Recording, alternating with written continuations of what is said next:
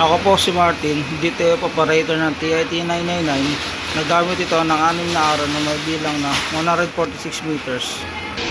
Ito naman po yung aming printer red area.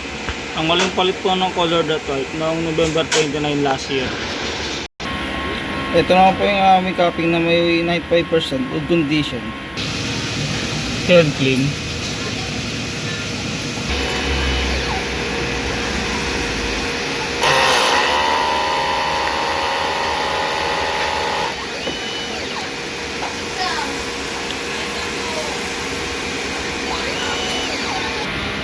Punasan ng wiper after head clean. Nozzle check. Ito po, buwan naman po sila lahat.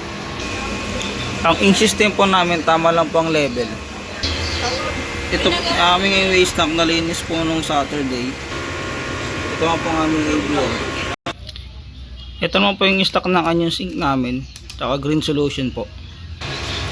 DTA powder at DTA film. Ito naman po yung aming weekly physical inventory report, updated. Consumables withdrawal, updated din po.